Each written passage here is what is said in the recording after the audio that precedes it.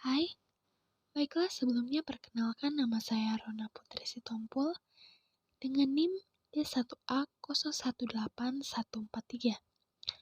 Video ini dibuat untuk memenuhi tugas praktikum pada mata kuliah konservasi tanah dan air.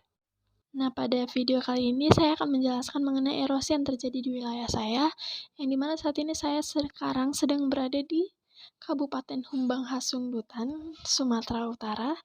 Nah, untuk erosi yang terjadi di daerah ini dapat saya sampaikan di video ini. Silahkan disimak. Video ini akan membahas mengenai erosi. Nah, sebelum masuk ke intinya, kita harus tahu dulu pengertian erosi. Apa sih erosi itu dan bagaimana prosesnya? Nah, erosi merupakan peristiwa pindahnya atau terangkutnya tanah atau bagian-bagian dari tanah dari suatu tempat ke tempat lain oleh media alam. Untuk media alamnya itu sendiri merupakan air ataupun angin. Tahapan umum dari erosi antara lain tanah yang semulanya baik perlahan-lahan akan terkikis atau dihancurkan. Nah, tanah yang telah terkikis ataupun dihancurkan tadi kemudian akan terangkut oleh media alami seperti air ataupun angin ke suatu tempat hingga nantinya akan berhenti dan diendapkan di tempat tersebut. Pada video yang saya amati, pada wilayah yang saya amati ini, terjadi beberapa jenis erosi. Nah, yang pertama kali kita lihat ini adalah erosi alur atau rill erosion. Erosi alur ini merupakan pengangkutan tanah dari alur-alur tertentu pada permukaan tanah yang akan membentuk parit kecil dan dangkal. Nah, dapat kita lihat seperti pada video ini, terbentuk beberapa parit-parit kecil dan dangkal yang menjadi dampak dari erosi alur ini. Nah, erosi alur ini sendiri terjadi karena air mengalir di permukaan tanah tidak merata, tetapi terkonsentrasi pada alur tertentu, sehingga pengangkutan tanah terjadi tepat pada tempat aliran permukaan konsentrasi yang dapat kita lihat seperti pada gambar yang seperti parit-parit yang memiliki aliran.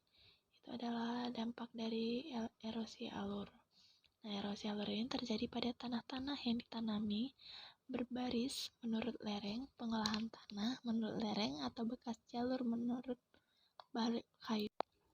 Tidak hanya erosi alur yang terjadi, ada juga erosi-erosi lainnya seperti erosi tebing. Nah, seperti yang kita lihat pada gambar ini, terdapat dinding seperti dinding tebing yang sebenarnya terjadi karena sebuah erosi.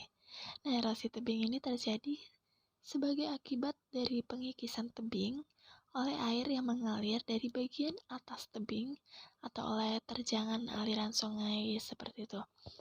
Nah, erosi ini dapat terjadi, akan lebih hebat terjadi jika vegetasi penutup tebingnya itu tidak ada atau sedikit. Dapat kita lihat seperti pada gambar bahwa hanya ada sedikit rerumputan pada tebing ini yang itu akan mempengaruhi cepatnya erosi terjadi.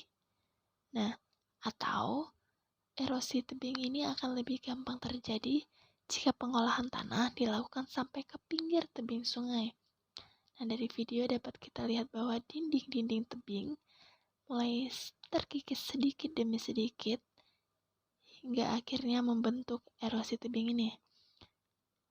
Nah, dari erosi tebing inilah kita dapat melihat bahwa pentingnya memelihara satu strip tumbuhan, ya baik berupa rumput, semak, atau hutan untuk mencegah erosi ini.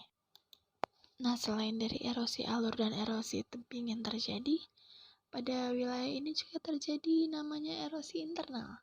Yang dimana erosi internal ini adalah terangkutnya butir-butir tanah ke bawah, ke dalam celah-celah atau pori-pori tanah, sehingga tanah menjadi kedap air dan udara. Nah, dapat kita lihat dari video ini, terdapat beberapa retakan-retakan pada tanah seperti yang ada pada gambar video, yang tanah tidak merata, terdapat retakan-retakan menonjol-menonjol. Nah, itu akibat dari erosi internal.